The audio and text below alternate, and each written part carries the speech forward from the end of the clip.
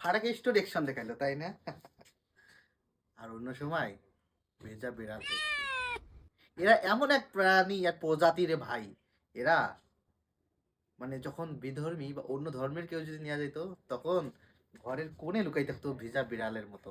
হ্যাঁ, আর এরা বাইরে আসি বাঘ সাজতেছে, মানে যেখানে দুর্বল সেখানে আছে সেই বাঘ।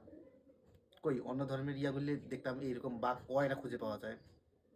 জানি না মেয়েটার বাড়ি কোথায়, কোথায় থেকে সে বিলংস করে। তো ভিডিওটা একটু দেখুন।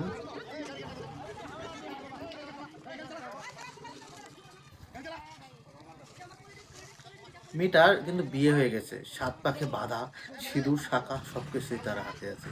সে তার মন মতো পাত্রকে পছন্দ করেছেন। শ্রীকৃষ্ণ বলেছেন কি, যে একটা মেয়ে যে তার সৎ পাত্রকে যদি ধারণ করে, তাকে তার হাতে দেওয়াই উচিত। 7 পাকে বাঁধার পর যেখানে ভগবানও আলাদা করতে পারে না, সেখানে এই দুষ্ট বিড়াল তাকে ভাগ করতে যাচ্ছেন। এমন ভাবে তার ব্যবহার করতেছে যেন সে সিংহ হয়ে গেছেন।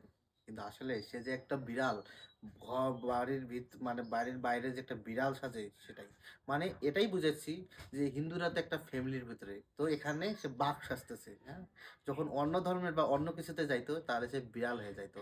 তাহলে তার যে সাহসটা এখানে চুপসে যেত। তো এই হচ্ছে বর্তমানকার অবস্থা।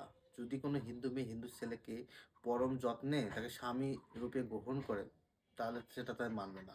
জানি না যে ছেলেটার কি দোষ বা গুণ আছে, এটাও আমি মানি না যে প্রেম ভালোবাসা পরিবারের অমতে বিয়ে করা, এটা আমি মানি না। তবে যেখানে তার বিয়ে হয়ে গেছে, শাঁখা সিঁদুর সে পরিধান করেছেন, সেখানে তাকে আলাদা করার সাহস বা শক্তির কারণ নেই।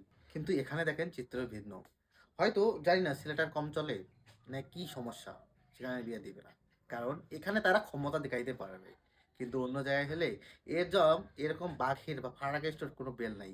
এরা তখন যে ঘরের কোণে যায় লুকাই থাকতো, বুঝছেন? তো এরা হচ্ছে এইরকম মানুষ যে শক্তের ভক্ত, নরমের জম। এরা নিজেকে যে মহান ভাবে, দেখেন মেয়েটাকে কেমন করে তার ইচ্ছার বিরুদ্ধে যে মোটর সাইকেলে তুলতেছে, এটা আসলে কি পাশবিক না?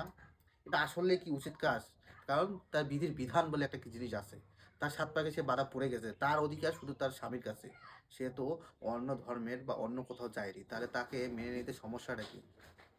অবশ্যই জানাবেন। আর দ্বিতীয়ত, আমি মনে করি যে এটা অনুচিত বিষয় যে তাদেরকে এভাবে কোনো একটা মেয়েকে এভাবে অসম্মান করে, দেখেন কত মানুষ ওখানে আশেপাশে, সেই মানুষের সামনে তাকে তুলে যাওয়া, এটা আসলেই কখনো সভ্যতার ভিতরে পড়ে না, এটা বর্বরতার ভিতরেই পড়ে।